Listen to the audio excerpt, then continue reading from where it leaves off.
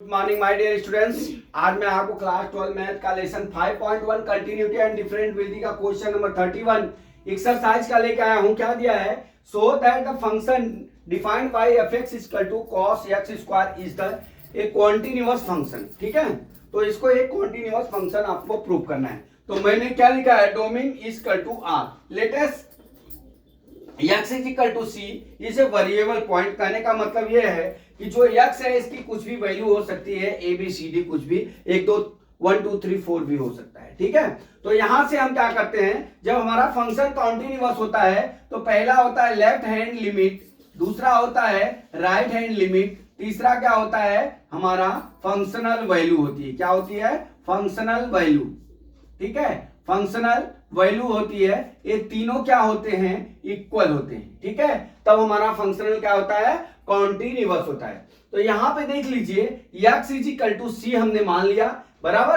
अब हम क्या करते हैं, हमारा लेफ्ट हैंड लिमिट भी cos x स्क्वायर होगा और हमारा क्या होगा, राइट हैंड लिमिट भी cos x स्क्वायर होगा और यहां पे भी cos x स्क्वायर होगा। ठीक है, अब यहां से आप चाहो तो यहीं पे कंटिन्यूअस हो सकता है, लेकिन आपको हम तीनों टॉपिक पे cos x स्क्वायर की वैल्यू ज्ञात करके फिर आपको कंटिन्यूअस करके दिखाता हूं। ठीक है, पहला है लेफ्ट हैंड लिमिट हम ज्ञात कर लेते हैं। ठीक है, लेफ्ट हैंड लिमिट बराबर कितना हो गया हमारा? At x is equal to C पे।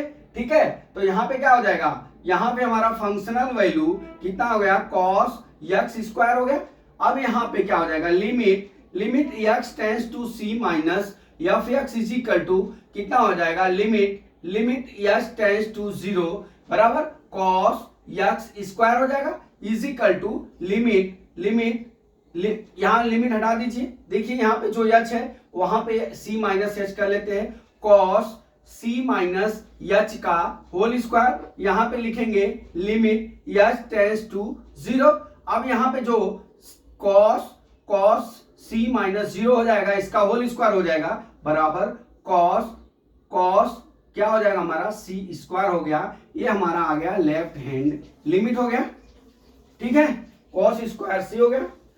अब यहां से हम क्या ज्ञात करते हैं? दूसरा ज्ञात करते हैं। क्या? देखिए दूसरा टॉपिक हमारा, यहां से हम ज्ञात कर लेंगे क्या? Right hand limit. दूसरा यहां से हम दूसरा टॉपिक राइट हैंड लिमिट ज्ञात करते हैं at x is equal to C. तो हमारा फंक्शनल वैल्यू या x is equal to cos x square हो गया डियर। अब यहां पे हम क्या करेंगे? Limit F x tends to c plus हो जाएगा बराबर क्या हो जाएगा? लिमिट x टेंड्स टू 0, यहां पे जहां पे x है वहां पे c प्लस h का होल स्क्वायर हो गया। अब यहां पे देख लीजिए जो x टेंड्स टू 0 है, यहां पे c की जगह हम 0 लिख लेते हैं बराबर यहां पे cos रहेगा, cos लिमिट। ठीक है, कितना हो गया? अब यहां पे हम लिखेंगे क्या? जहां पे h है यहां पे कर लीजिए cos यहां पे क्या हो जाएगा? c स्क्वायर हो जाएगा। क्या हो जाएगा? cos c square. तो हमारा राइट हैंड लिमिट कितना आ गया? राइट हैंड लिमिट बराबर cos c स्क्वायर हो गया डियर। ठीक है, अब हम चलते हैं तीसरा वैल्यू हो। क्या है हमारा तीसरा वैल्यू हमारा क्या है? Functional value. ठीक है, अब यहां से हम फंक्शनल वैल्यू ज्ञात कर लेते हैं। फंक्शनल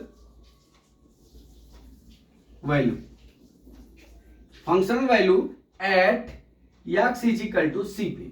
अब देख लीजिए क्या हो जाएगा हमारा? F x is equal to cos x square.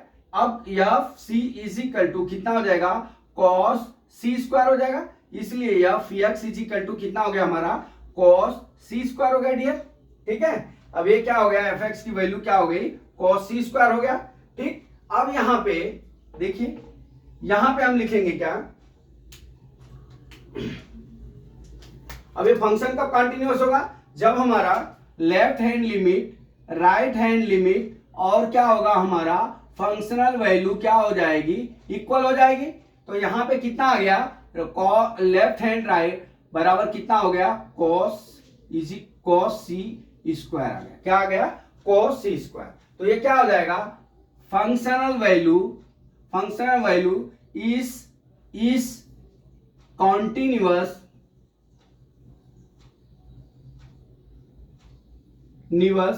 Eight x is equal to C, ठीक है, x is equal to C. यहां से लिखेंगे क्या, अब यहां पे देख लीजिए सी क्या है, एफ एक्स इज कॉन्टिन्यूअस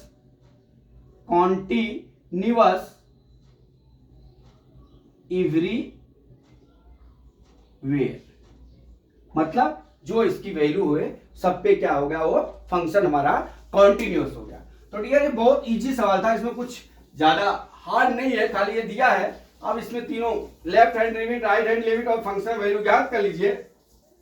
तीनों देखिए cos c स्क्वायर आ गया, वहां पे हमारा क्या हो गया, फंक्शन कॉन्टिन्यूअस हो गया। और क्या हो गया हमारा जो है इवरी, मतलब फंक्शनल वैल्यू अगर c पे कॉन्टिन्यूअस है तो हमारा फंक्शनल वैल्यू क्या होगा, एवरीवेयर, मतलब किसी भी संख्या पे हमारा क्या होगा, कॉन्टिन्यूअस होगा। तो माय डियर स्टूडेंट्स, मैं समझता हूं ये न्यूमेरिकल आपको समझ में आ गया होगा। अगला न्यूमेरिकल कल मैं फिर लेके आता हूं। जय मां सरस्वती, जय भारत माता, जय जवान, जय किसान।